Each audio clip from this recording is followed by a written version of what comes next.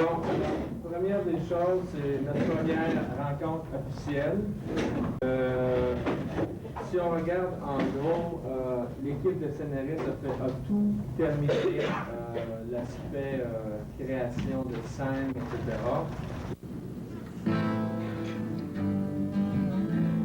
J'aurai jamais 18 ans.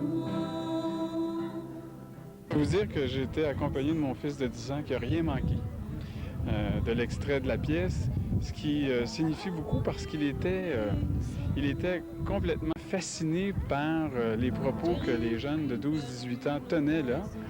Et il était fasciné pour deux raisons, je pense. La première raison, c'est qu'il connaissait ce dont vous parliez dans la pièce, ce dont les jeunes parlaient dans la pièce. Et deuxièmement, il avait rarement eu l'occasion, je pense, de voir des jeunes s'exprimer aussi clairement sur des problèmes qu'il se pose déjà, lui, à 10 ans. Alors ça, c'est magnifique. J'ai été très impressionné par le fait que cette pièce-là pouvait rejoindre des enfants plus jeunes et qui pouvaient avoir devant eux des modèles de jeunes qui se prennent en main. Comprends-tu? Oui.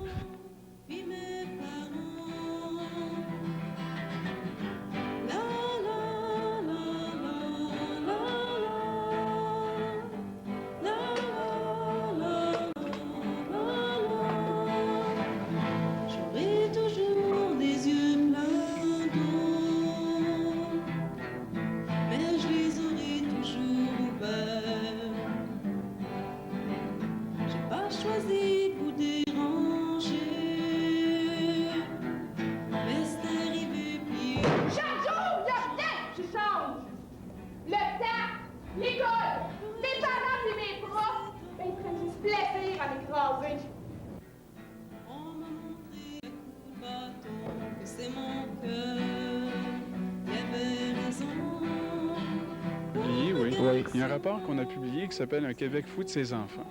Et dans ce rapport, on parle des 12-18 ans. Et le chapitre sur les 12-18 ans est principalement orienté vers le fait que la communauté, nos sociétés, nos localités, nos paroisses, nos écoles aussi, doivent donner à nos jeunes la chance d'occuper des rôles qui les valorisent.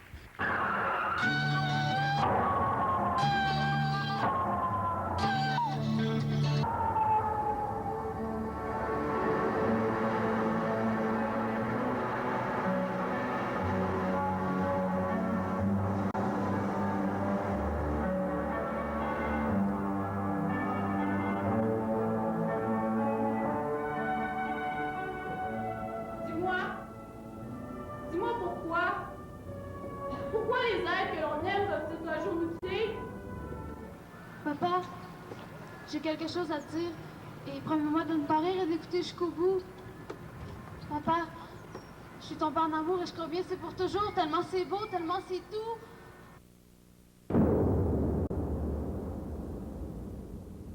Peut-être l'avez-vous trouvé dur, ce coup d'œil sur la vie des adolescents.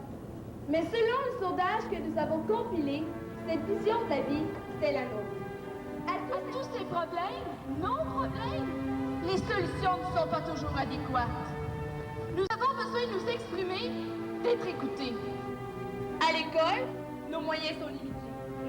Pourtant, 50 jeunes de 11 à 18 ans ont su fusionner leurs talents pour nous transmettre de cris d'alarme de fou, les adultes.